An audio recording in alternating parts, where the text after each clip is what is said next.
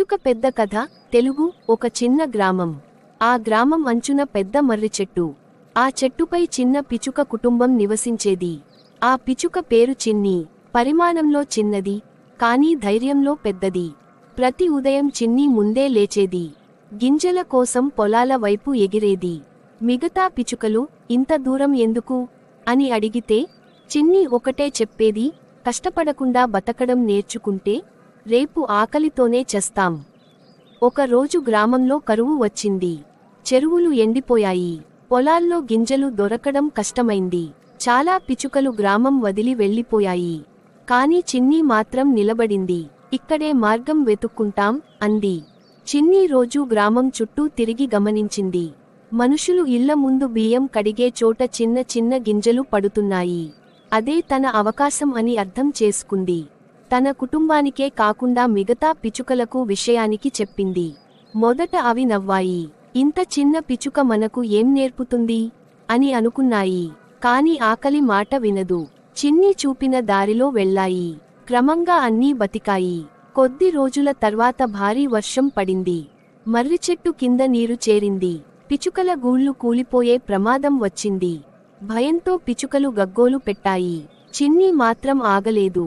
గ్రామంలోని పాత ఆలయ గోపురం దగ్గర గూళ్లు కట్టుకోవాలని సూచించింది.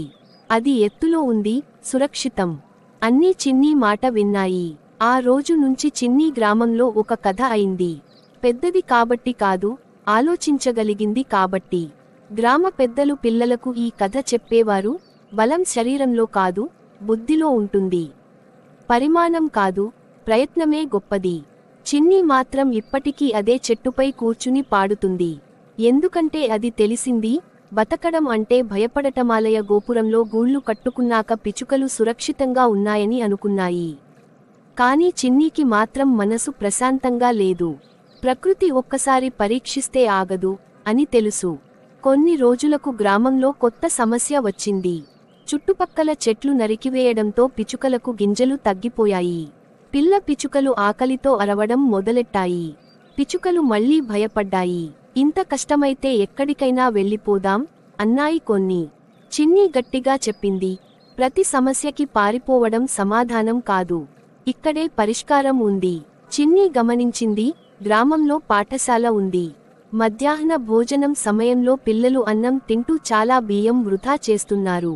కాని ఎవరూ శుభ్రం చేయడం లేదు. ఆ రాత్రి చిన్ని పిచుకలందరినీ పిలిచింది. ఉదయం నుంచి మన పని ఒకటే.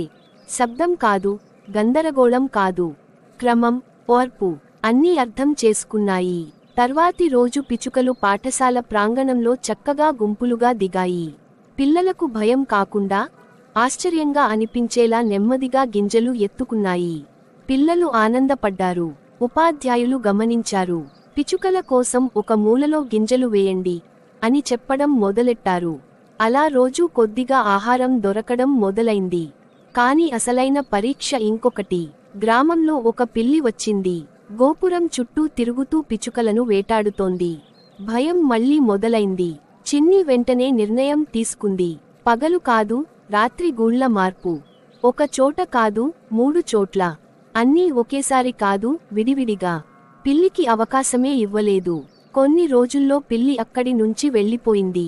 అప్పుడు పిచుకలు చిన్నీని అడిగాయి, నువ్వు ఎందుకు ఎప్పుడూ ముందే ఆలోచిస్తావు? చిన్ని సమాధానం సింపుల్గా ఇచ్చింది, బుద్ధివాడని జీవి పరిస్థితులకి బానిస అవుతుంది. అప్పటి నుంచి గ్రామంలో పిచుకలు మళ్లీ పెరిగాయి. మనుషులు కూడా మారారు. చెట్లు నాటడం మొదలెట్టారు. చిన్ని పెద్దదైంది కాదు, కానీ నాయకురాలైంది. గ్రామం పిల్లలకు ఇంకో పాఠం దొరికింది, నాయకత్వం గొంతులో.